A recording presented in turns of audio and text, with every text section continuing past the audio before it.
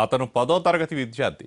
బతికుంటే ఇప్పుడు పరీక్షల కోసం సీరియస్గా ప్రిపేర్ అవుతూ ఉండేవాడు. కానీ ఇప్పుడు ఈ లోకంలో లేడు. ఎందుకు చనిపోయాడో తెలియదు. ఎవరైనా చంపేసి ఉంటారన్న అనుమానాలు ఉన్నాయి. 3 నెలల క్రితం 10వ తరగతి విద్యార్థి అనుమానాస్పద స్థితిలో చనిపోయిన కేసు ఒక్క అడుగు కూడా ముందుకు పడలేదు. కారణం ఏంటి?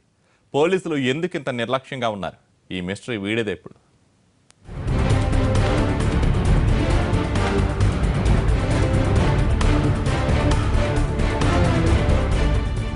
Srikar 10th class student. Nizamabad జిల్లా ఆర్మూర్లోని విజయ్ పబ్లిక్ స్కూల్లో చదువుతున్నాడు. డిసెంబర్ 2న అనుమానాస్పద స్థితిలో చనిపోయాడు. పుస్తకాలు దొంగిలించాడనే ఆరోపణలతో శ్రీకర్ను స్కూల్లో ఓ ఉపాధ్యాయుడు పిలిపించాడు. తోటి విద్యార్థులు వచ్చి శ్రీకర్ను తీసుకెళ్లారంటున్నారు తల్లిదండ్రులు. సరిగ్గా గంటలో ఓ అపార్ట్మెంట్ దగ్గర శవమై కనిపించడంతో తల్లిదండ్రులు కుప్పకూలిపోయారు. శ్రీకర్ మరణంపై అనుమానాలుండటంతో పోలీసులకు సమాచారం ఇచ్చారు. పంచనామా చేసి ఆత్మహత్యగా తేల్చేశారు పోలీసులు. శ్రీకర్ ఎలా చనిపోయాడు అన్న దానికి 2 సమాధానాలు వినిపిస్తున్నాయి. అపార్ట్మెంట్ పై నుంచి దూకి ఆత్మహత్య చేసుకున్నాడన్నది ఒక వాదన. కాదు, హత్య చేశారని ఆరోపిస్తున్నారు తల్లిదండ్రులు. పలు అనుమానాలు వ్యక్తం చేస్తున్నారు. అపార్ట్మెంట్ దగ్గర కనిపించిన శ్రీకర్ మృతదేహంపై తీవ్ర గాయాలున్నాయి. అపార్ట్మెంట్ పై నుంచి దూకాడు కాబట్టి గాయాలై ఉంటాయని అనుకోవడానికి లేదు. శ్రీకర్ శరీరంపై కొట్టినట్టు గాయాలు కనిపించాయి. అపార్ట్మెంట్ పై నుంచి దూకితే తలకు గాయాలు కావాలి, కానీ అలాంటిది ఏమీ లేదు. ఇవన్నీ చూస్తుంటే శ్రీకర్ది ఆత్మహత్య కాదు, హత్య కావచ్చన్న అనుమానాలు బలపడుతున్నాయి. వీళ్ళందరూ కలిసి కుట్ర చేసి మా పిల్లగాడిని ప్లాంట్ పడ్డరు. మొత్తం ప్లాన్ చేసి 7 గంటల నుంచి 7 గంటల 7:30 లోపలనే చంపేసి బాత్రూమ్ మీద వండబెట్టేసి వెళ్ళింది సార్. మాకు ఖచ్చితంగా న్యాయం కావాలి. దీని గురించి అన్ని దగ్గరకు పోయినాము, మాకు ఎక్కడా న్యాయం జరుగుతలేదు కదా. లాస్ట్కు మీ దగ్గరకు వచ్చినాము, మాకు న్యాయం జరుగుతుందని మీకు ఆశిస్తున్నాం సార్.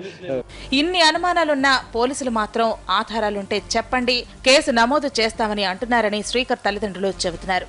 శ్రీకర్ను తీసుకెళ్లిన వారిపై తల్లిదండ్రులు అనుమానాలు వ్యక్తం చేస్తున్నా పోలీసులు ఎందుకు పట్టించుకోవట్లేదన్నది మిస్టరీగా మారింది.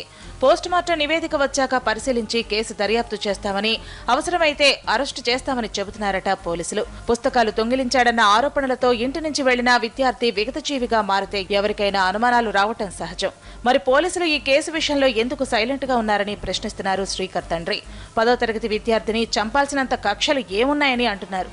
కొడుకును ఏ లోటు రాకుండా పెంచారు తల్లిదండ్రులు. ఎప్పుడూ కూడా ఫలానా సమస్యలున్నాయని శ్రీకర్ తల్లిదండ్రులతో చెప్పలేదట. కాబట్టి ఇది ఆత్మహత్య అనుకోవడానికి లేదన్నది తల్లిదండ్రుల వాదన. ఖచ్చితంగా ఎవరో కొట్టి చంపినట్టే ఘటనా స్థలంలో దృశ్యాలు చూస్తే తెలుస్తోందంటున్నారు. మొన్ననే శ్రీకర్ ఆత్మహత్య అని ముందే ప్రకటించాడు. దీని గురించి ఎస్పీకి ఫోన్ చేస్తే మీరు కూడా ప్రకటన చేశారు కదా, దానికి మీరు ఒకటే అంటే నేను ప్రశ్నించిన, మీరు చేసేది రెస్పాన్సిబిలిటీ ఉంటుంది, మేము చేసేది బాధతో చేస్తున్నాము అంటే దానికి సమాధానం ఇస్తారు. గిరీష్ సార్ అరెస్ట్ చేయమంటే చేస్తలేరు. మొత్తం స్కూల్ మేనేజ్మెంట్ అమృతలత మొత్తం ఇన్వాల్వ్మెంట్ అయ్యింది సార్. మాకు న్యాయం చేయకుండా దాన్ని కేసు ముందుకు సాగకుండా చేస్తున్నది. శ్రీకర్ మృతిపై పూర్తిస్థాయి దర్యాప్తు జరిగితే తప్ప వాస్తవాలు బయటపడవన్నది తల్లిదండ్రుల మాట. శ్రీకర్ను ఇంటి నుంచి తీసుకెళ్లింది ఎవరు? ఎక్కడికి తీసుకెళ్లారు?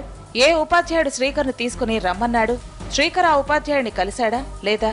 బంగ్లా పై నుంచి దూకి చనిపోతే అక్కడ కాకుండా అపార్ట్మెంట్ బాత్రూమ్ దగ్గరకు శ్రీకర్ మృతదేహం ఎలా వచ్చింది?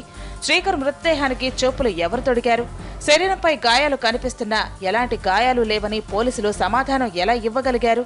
ఈ సందేహాలకు సమాధానాలు రావాలంటే కేసు దర్యాప్తు ముందడుగు వేయాలి.